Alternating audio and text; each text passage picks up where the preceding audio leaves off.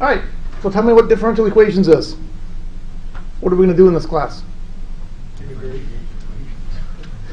We're going to do what? Differentiate equations. No, we're not going to differentiate equations. We're going to integrate differential equations. We're going to integrate, quite often, differential equations. So what's a differential equation?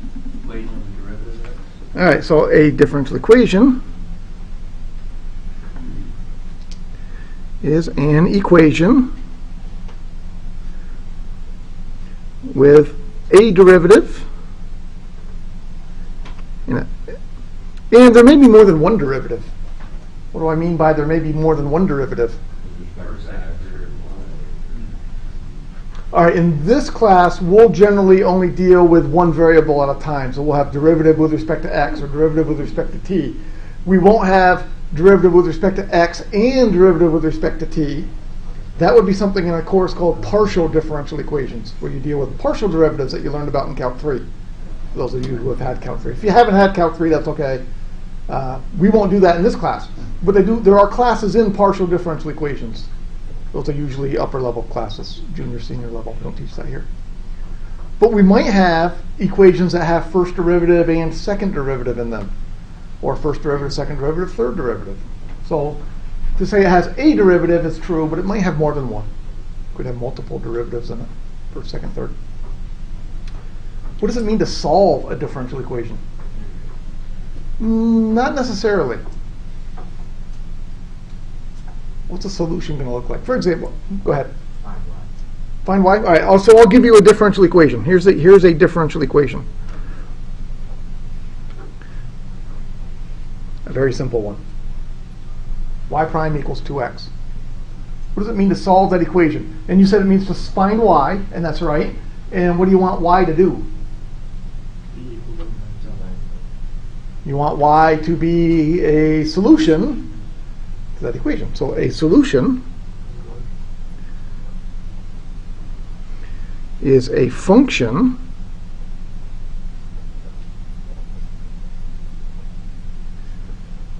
that makes the equation true. So if I have y prime equals 2x, can anybody give me a solution to that equation? X squared is a solution, that's correct. Can anybody give me another solution to that equation? X squared plus c, that was the answer I was really looking for. That's called the general solution. X squared was the correct answer. X squared plus 5 would have been a correct answer. X squared minus 2 would have been a correct answer.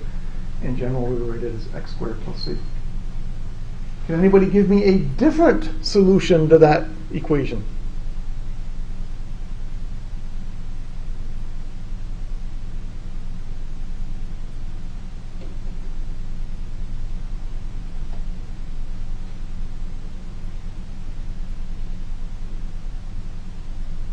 I didn't think so, because I don't think there are any other solutions to that equation. That was a trick question.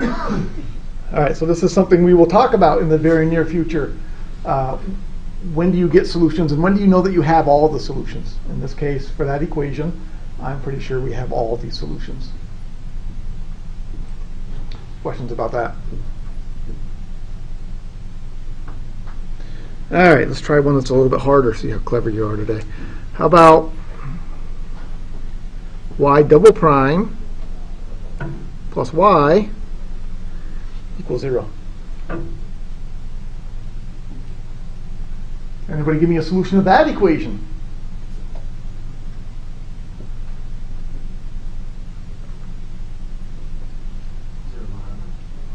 How many do you consider a lot?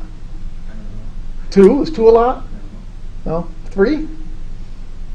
No? Well, if you consider plus c, then yes, there are infinitely many. But I believe that there are only 3 solutions and then a plus c on the end of each one. Anybody give me one solution? Y equals 0 be a solution? Y equals 0 is a solution. That's called the trivial solution. That's not the one we want, because that doesn't do us any good, does it? But y equals 0, it's a correct answer. But in general, when I say solutions, I want non-trivial solutions. I believe there are, how many non-trivial solutions? 2. Why do you think there's 2? You said there's 3. Because I said there was 3 altogether, that's right. And we've taken away 1. If I looked at that equation right from the beginning, I would have guessed that there are 2 non-trivial solutions. Why would I guess that there are probably 2 non-trivial solutions? Because there's a second derivative. So this is, again, something we'll build up to here in the near future. If you have a first derivative, you generally get 1 non-trivial solution. If you have a second derivative, you generally get 2 non-trivial solutions. All right, so can anybody tell me a non-trivial solution? And I'll tell you, once you get one, you'll immediately get the other one. Would it be y prime is equal to 0 plus c? No, that's not a solution, because it has a derivative in it still. Oh. I want y equals, no y primes. Once you get one, you'll immediately get the other. X? I don't think y equals x is a solution. Because if y equals x, what's the second derivative of y equals x? 0. So you'd have 0 plus x equals 0. Does 0 plus x equal 0? No. All right, I'll give you one answer. Y equals sine x plus c. What's the second derivative of sine? What's the first derivative of sine? Cosine. What's the derivative of cosine? Negative sine. So I would have negative sine plus sine. That equals 0, right? So once I told you the first solution, I told you immediately you'd know the second one. Cosine is the other solution. Those are the 2 non-trivial solutions to that equation. And how did I get those other than just guessing and working it out? I'll teach you that when we get to chapter 2. I think that's chapter 2. Chapter 1, we do first order differential equations with y prime. Chapter 2, we do second order differential equations. Questions so far?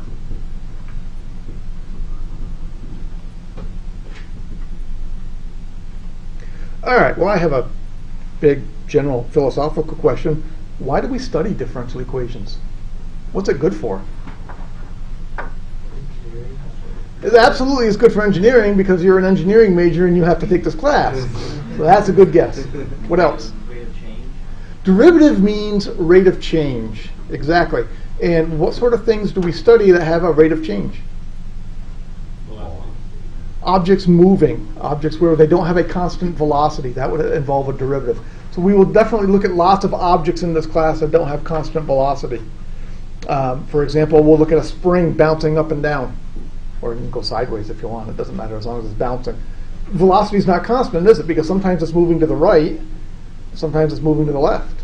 So sometimes it has positive velocity, sometimes it has negative velocity. So we'll talk about spring motion. Same thing, we'll talk about pendulums swinging. They don't have constant velocity. All right, so objects moving. Definitely objects moving. We'll look at acceleration of cars, all sorts of things. Where else do you have rate of change? Motorized equipment. Right? Motorized equipment? Yeah. Okay, so what do you mean by motorized equipment? Like cars, stuff. Right, so we will look at cars moving, boats moving. So we'll look at a boat moving through the water and turning its engine off, and the drag due to the water, and how does it slow the boat down. We'll look at things like that, yes. Finance, rate of change of money. Absolutely. When you invest your money in an account, the money grows, and it does not grow at a constant rate. Absolutely. Half-life, radioactive decay, or growth. For example, population. Population growth tends to not be constant. It tends to change. What's that? Virus growth. Virus growth. Bacteria. Right, that's another form of population growth. So when I say population growth, I don't necessarily mean people. I mean any living organism. So we'll look at different population models. Heat transfer. Heat transfer, Newton's law of cooling, absolutely. What happens when you take a hot object out of the oven and you put it on the table? It cools based on Newton's law of cooling, which is not a constant, it's not a straight line, it's not a constant rate. It cools very quickly at first, and then it levels off to room temperature eventually. So we'll look at Newton's law of cooling type problems. Any other rates of change you can think of? Volume. Volume, we won't do any volume problems in this class. Any others?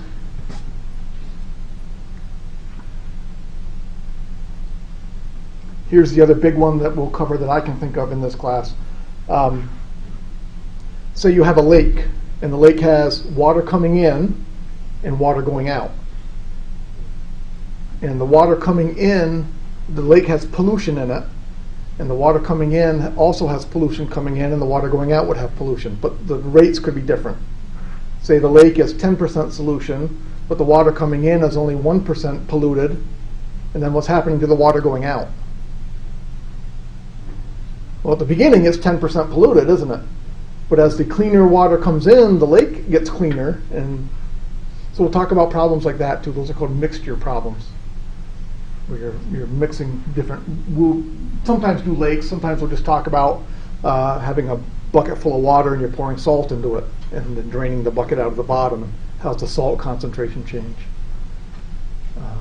There's one other example we'll do. We'll talk about electrical circuits, rate of change of current in electrical circuits. So those are the kind of examples that we're going to look at this semester. All right, the other thing we have in this first section is something called a particular solution. So we talked about general solution. General solution has a plus C. What's a particular solution going to be? Anybody know? Anybody want to venture a guess? Just one and only one solution. One and only one solution. So I might give you, for example, y prime equals 2x, and then I might tell you that y at 3 equals 12. So I've given you something, and this is called an initial condition. And when you have an initial condition, you will find a particular solution.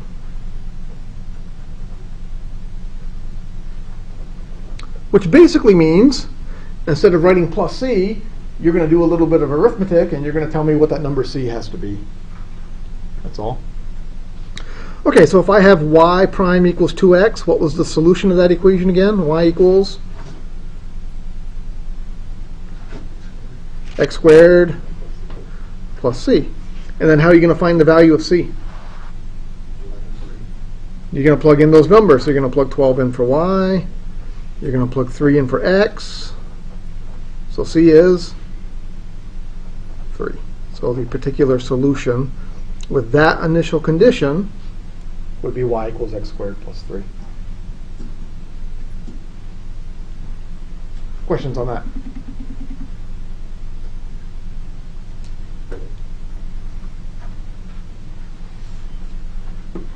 All right, let's grab some problems out of the book and see what your homework's going to look like.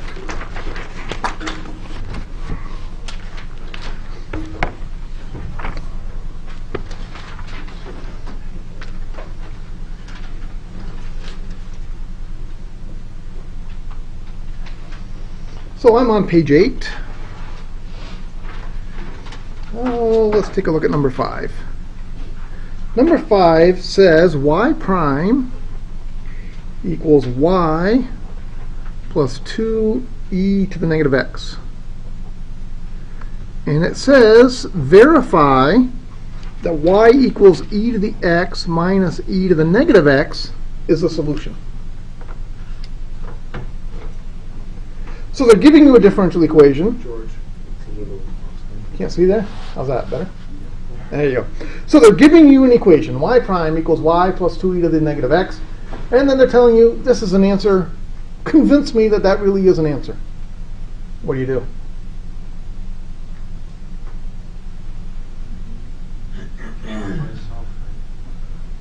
Well, unfortunately, you don't know how to solve that kind of differential equation yet. That differential equation is of a format that we will call linear in the near future. You don't know how to solve it yet. You don't have to solve it. I'm telling you, there's the answer. Plug Just plug it in and show that it works. So all you're really going to do is you're going to take the derivative, and you're going to plug in the derivative. Then you're going to plug in the function and show that it works. Is there an example of implicit definition? Well, it's kind of an implicitly defined function in a way, because you have y prime and y within the same equation. So in a sense, it's implicitly defined, but not quite. All right, so we take the derivative and we plug it in. What's the derivative of e to the x? E to the x. Minus, what's the derivative of e to the negative x? Negative e to the negative x. And that's supposed to equal to y, which is e to the x minus e to the negative x, plus 2e to the negative x. Well, my left-hand side is e to the x plus e to the negative x. And the right-hand side is e to the x plus e to the negative x. So is that function a solution?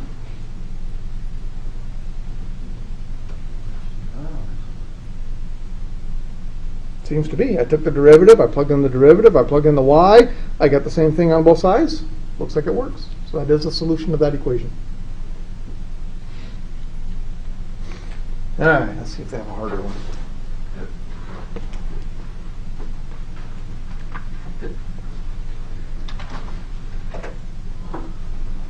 Number 8, it gives us y double prime plus y equals 3 cosine of 2x. And this time it wants us to verify two solutions. y1 is cosine x minus cosine of 2x, and y2 is sine of x minus cosine of 2x.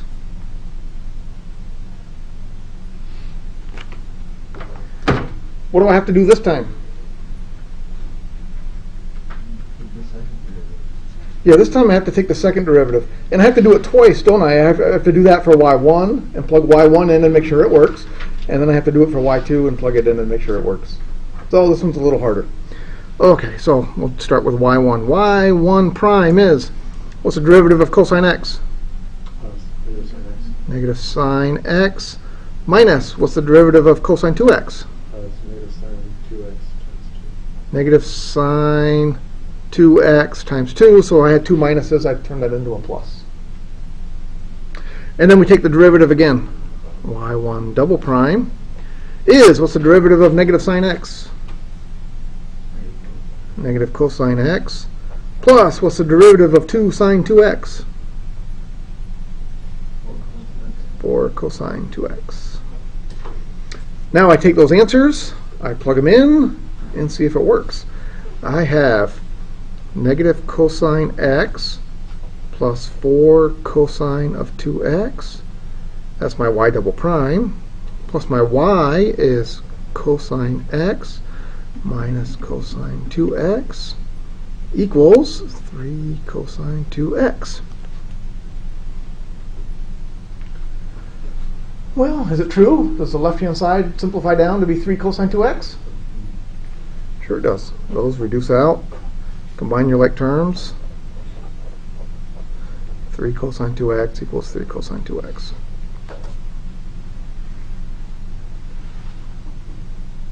All right, I'm not going to work through it because I think you get the idea. But now you would have to repeat that same process for y sub 2. You need to take the first derivative, take the second derivative, plug them in. Not much different. Questions on that?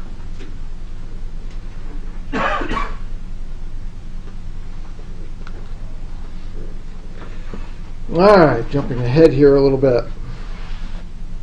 How about number 20? Number 20 says y prime equals, it tells us the solution is y equals c e to the negative x plus x minus 1, and then it gives us an initial condition, y at 0 equals 10.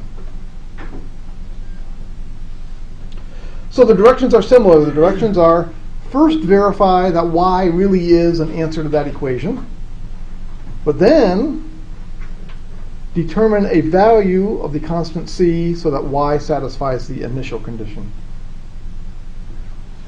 So how do you do that? Well, first we need to make sure that this really is an answer. So how do I make sure that really is an answer? I got to find the derivative, I got to plug in the derivative, plug in the original function, make sure it all works. Y prime equals, what's the derivative of c e to the negative x? Negative c e to the negative x. Plus, what's the derivative of x?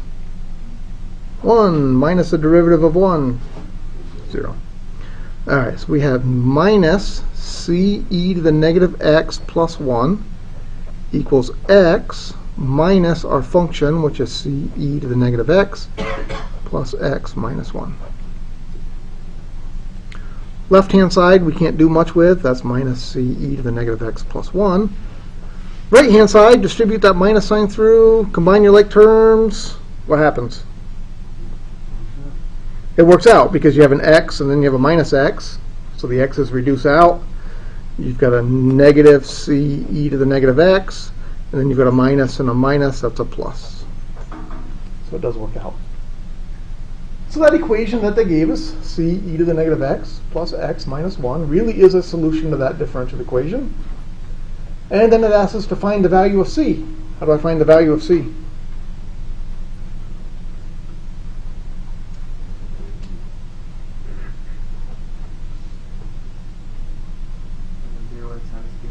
Plug in 0 and 10 into the solution that they gave us. So when I plug in 0 and 10, I get 10 equals c e to the 0. How much is e to the 0? 1 plus 0 minus 1. So c better be 11. So my particular solution is y equals 11 e to the negative x plus x minus 1. Questions on that?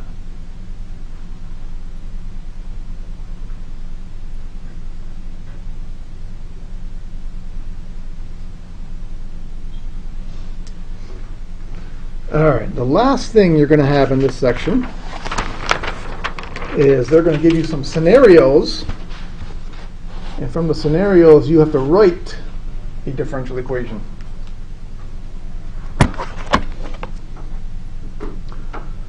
For example, number 28. Number 28 says, the line tangent to the graph of G at the point x comma y intersects the x-axis at the point x over 2 comma 0. So they claim that sentence right there describes a differential equation.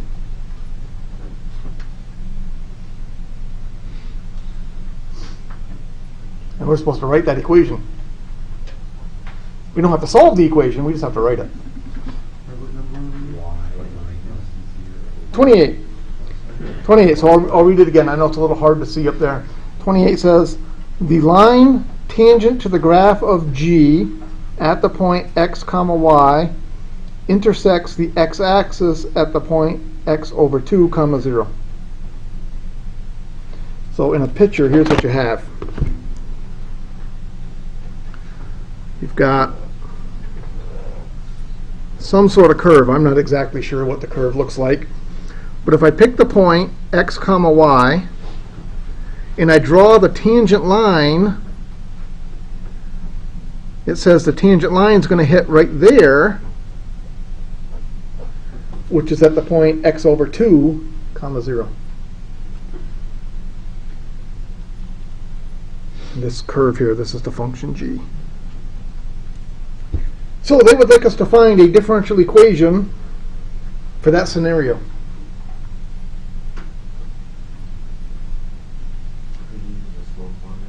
Absolutely, I could use the slope formula. So I could take these 2 points and I could find the slope. How would that help? You've got half the equation right there. Where's my derivative? I need a differential equation. I need a derivative. a G prime is equal to that tangent line? G prime is equal to the slope of that line. How come? Tangent line. The derivative gives the slope of the tangent line, and they said that this is the tangent line. So there's our differential equation. The differential equation is G prime is equal to the slope of that line. The slope of that line is y minus 0 over x minus x over 2, which I suppose I could write as y over x over 2. So G prime, I could flip and multiply. G prime is 2y over x. There's the differential equation.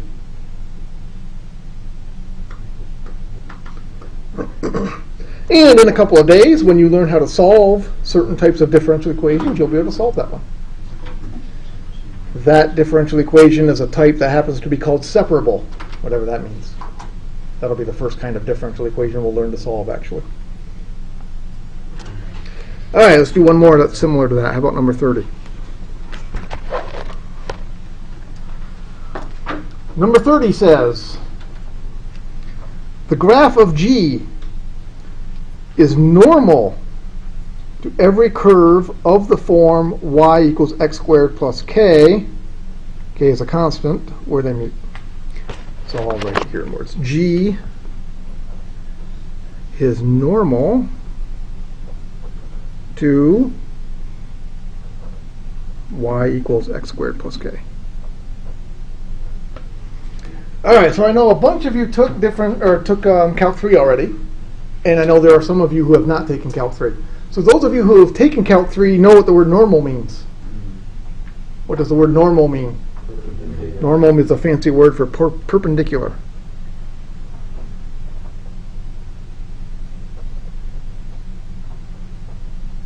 For those of you who have not had Calc 3, in Calc 3 you talk about things like normal vectors a lot. Bring back bad memories, does it? No. No? Normal vectors aren't so bad. All right, so what does it mean to say G is normal to this graph? G is perpendicular to that graph. So that means the derivative here, which gives me the slope, is going to be related to what? Derivative of that, but they won't be equal. That would be if they were tangent, correct?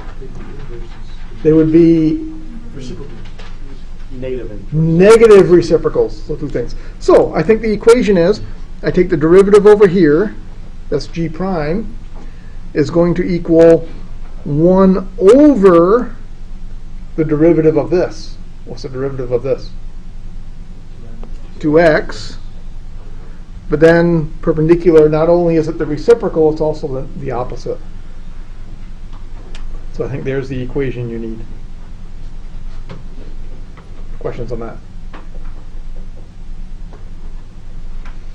All right, last one.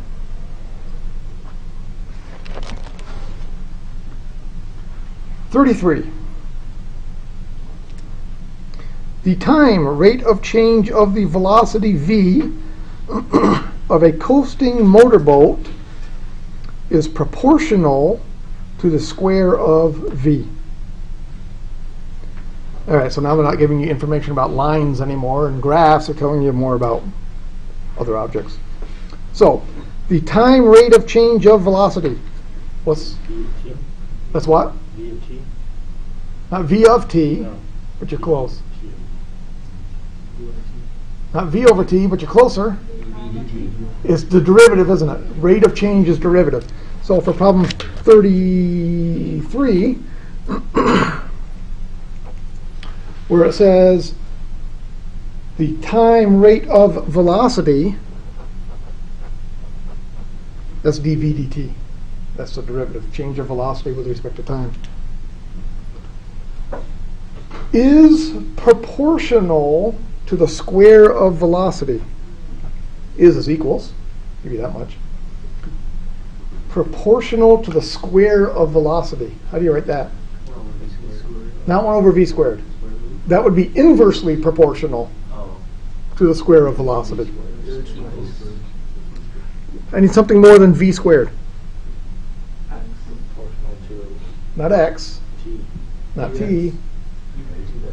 Usually there's something called the constant of proportionality. So k is some number. So if I say directly proportional to the square of velocity, then we would have dv dt equals k times v squared. What if I had said inversely proportional? K over v squared. Then that would be dv dt equals k over v squared. Inversely proportional means you divide. Okay, so you're going to see a couple problems like that in your book where you're told something's proportional or inversely proportional. The difference between proportional and inversely proportional, one is multiply, one is divide. And again, as we move through this course in the not too distant future, we will be given some information which will allow us to figure out the value of k, and then we'll have some more information which will allow us to actually solve that differential equation and find the function for velocity. Questions on anything?